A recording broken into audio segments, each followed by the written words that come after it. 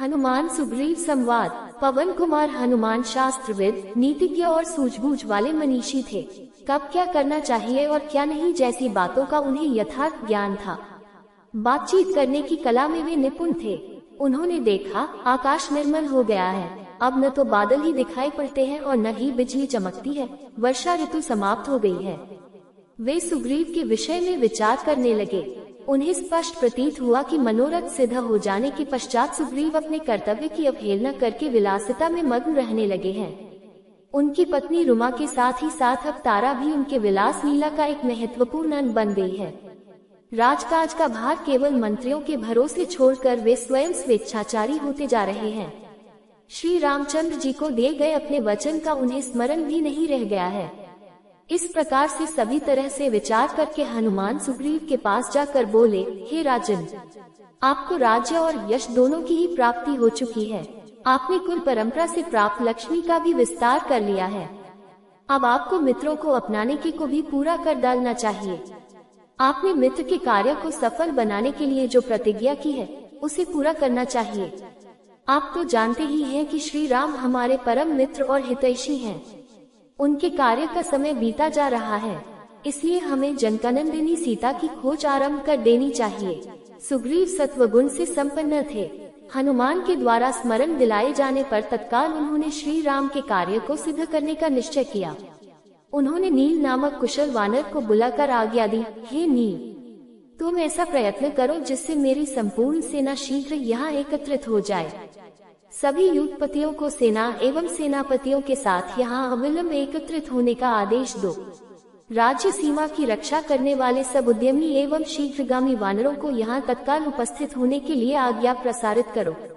सभी को सूचित कर दो कि जो भी वानर 15 दिन के अंदर यहाँ बिना किसी अपरिहार्य कारण के उपस्थित नहीं होगा, उसे प्राण दंड दिया जाएगा। ऐसा प्रबंध कर सुग्रीव अपने महलों में चले गए। शरद ऋतु का आरंभ हो गया, किंतु राम को सुग्रीव द्वारा सीता के लिए खोज करने की के विषय में कोई सूचना नहीं मिली। वे सोचने लगे कि सुग्रीव अपना उद्देश्य सिद्ध हो जाने पर मुझे बिल्कुल भूल गया है। ऐसा प्रतीत होता है कि अब सीता को पाने की कोई आशा शेष नहीं रह गई है। न जाने सीता पर कैसी बीत रही होगी। राजहंसों के शब्दों को सुनकर निद्रा त्याग करने वाली सीता न जाने अब कैसे रह रही होगी। ये शरद ऋतु उसे और भी अधिक व्याकुल कर रही होगी।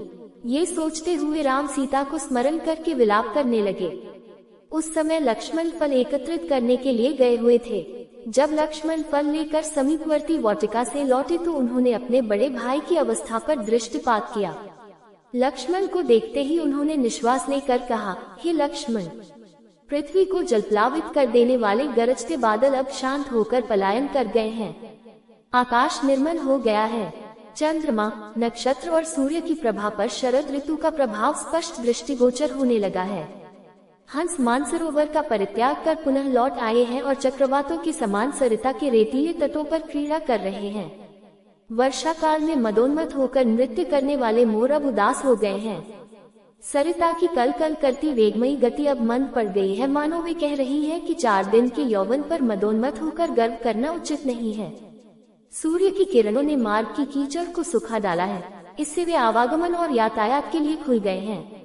राजाओं की यात्रा के दिन आ गए हैं, परंतु सुग्रीव ने न तो अब तक मेरी सुधि ली है और न जानकी की खोज कराने की कोई व्यवस्था ही की है।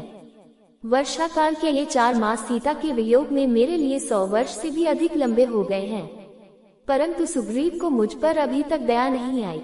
पता नहीं मेरे भाग्य में क्या लिखा है। राज्य छिन गया, देश निकाला हो गया, पिता की मृत्यु हो गई, पत्नी का अपहरण हो गया और अंत में इस वानर के द्वारा भी ठगा गया। हे वीर, तुम्हें याद होगा कि सुग्रीव ने प्रतिज्ञा की थी कि वर्षा ऋतु समाप्त होते ही सीता की खोज कराऊंगा, परंतु अपना स्वर्ग सिद्ध हो जाने के बाद वह इस प्रतिज्ञा को इस प्रकार भूल गया है। इसलिए तुम किष्किंधा जाकर उस स्वार्थी वानर से कहो कि जो प्रतिज्ञा करके उसका पालन नहीं करता वह नीच और पतित होता है। क्या वह भी वाली के जैसे ही यमलोक को जाना चाहता है? तुम उसे मेरी ओर से सचेत कर दो ताकि मुझे कोई कठोर पग उठाने के लिए विवश न होना पड़े।